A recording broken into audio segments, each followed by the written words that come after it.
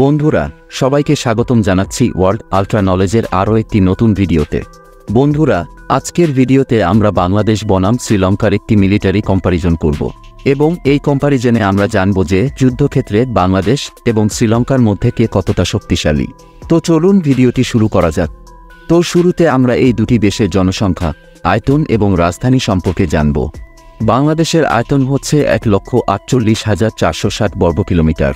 বর্তমানে বাংলাদেশের মোট জনসংখ্যা প্রায় 17,30,00,000 এবং বাংলাদেশের রাজধানী শহর হচ্ছে ঢাকা। অপরদিকে শ্রীলঙ্কার আয়তন হচ্ছে 65,610 বর্গ কিলোমিটার। বর্তমানে শ্রীলঙ্কার মোট জনসংখ্যা প্রায় 2,20,00,000 এবং শ্রীলঙ্কার রাজধানী শহর হচ্ছে কলম্বো। এবার আমরা এই দুটি দেশের মিলিটারি পাওয়ার সম্পর্কে জানব। বাংলাদেশ সামরিক বাহিনী প্রতিষ্ঠিত হয় 1971 সালে। অপরদিকে শ্রীলঙ্কান সামরিক বাহিনী প্রতিষ্ঠিত হয় 1949 সালে। গ্লোবাল ফায়ার পাওয়ার 2024 সালের তথ্য অনুযায়ী বাংলাদেশ হচ্ছে বর্তমান পৃথিবীর 37তম শক্তিশালী দেশ। অপরদিকে শ্রীলঙ্কা হচ্ছে বর্তমান পৃথিবীর 75তম শক্তিশালী দেশ। বর্তমানে বাংলাদেশের সামরিক বাজেট হচ্ছে প্রায় $7 বিলিয়ন এবং অপরদিকে বর্তমানে শ্রীলঙ্কার সামরিক বাজেট হচ্ছে $1.3 বিলিয়ন। বর্তমানে বাংলাদেশের হাতে মোট অ্যাক্টিভ সৈন্য রয়েছে 1,63,000, কিন্তু নেই কোনো রিজার্ভ সৈন্য, তবে প্যারামিলিটারি সৈন্য রয়েছে প্রায় 68 লক্ষ। অপরদিকে শ্রীলঙ্কার হাতে মোট অ্যাক্টিভ সৈন্য রয়েছে 3,46,000, রিজার্ভ সৈন্য রয়েছে 90,000, কিন্তু নেই কোনো প্যারামিলিটারি সৈন্য। বর্তমানে বাংলাদেশ সেনাবাহিনীতে মোট যুদ্ধ ট্যাঙ্ক রয়েছে 320টি, আর্মোরেড ভেহিকলস রয়েছে 13,100টি, সেলফ আর্টিলারি রয়েছে 27টি, টাউড আর্টিলারি রয়েছে 437টি এবং রকেট প্রজেক্টর রয়েছে 71টি।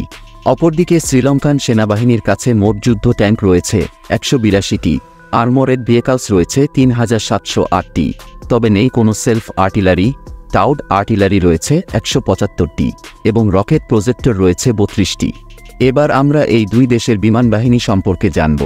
বর্তমানে বাংলাদেশ বিমান বাহিনীতে মোট সৈন্য রয়েছে 17,400 এবং বাংলাদেশ বিমান বাহিনীর কাছে মোট যুদ্ধ বিমান রয়েছে 216টি। এর মধ্যে ফাইটার জেট রয়েছে 44টি, কিন্তু নেই কোনো অ্যাটাক টাইপ যুদ্ধ বিমান। ট্রান্সপোর্ট যুদ্ধ বিমান রয়েছে 17টি, ট্রেইনার যুদ্ধ বিমান রয়েছে 87টি এবং স্পেশাল মিশন যুদ্ধ বিমান রয়েছে 4টি। নেই কোনো ট্যাঙ্কার ফ্লিট। হেলিকপ্টার রয়েছে 73টি, তবে নেই কোনো অ্যাটাক হেলিকপ্টার। বন্ধুরা অপরদিকে শ্রীলঙ্কান বিমান বাহিনীতে মোট সৈন্য রয়েছে 27,000 এবং শ্রীলঙ্কান বিমান বাহিনীর কাছে মোট যুদ্ধ বিমান রয়েছে মাত্র 86টি। এর মধ্যে ফাইটার জেট রয়েছে 5টি, নেই কোনো অ্যাটাক টাইপ যুদ্ধ বিমান। ট্রান্সপোর্ট যুদ্ধ বিমান রয়েছে 15টি, ট্রেইনার যুদ্ধ বিমান রয়েছে 8টি, স্পেশাল মিশন যুদ্ধ বিমান রয়েছে 3টি, নেই কোনো ট্যাঙ্কার ফ্লিট। হেলিকপ্টার রয়েছে 55টি এবং এর মধ্যে অ্যাটাক হেলিকপ্টার রয়েছে 9টি।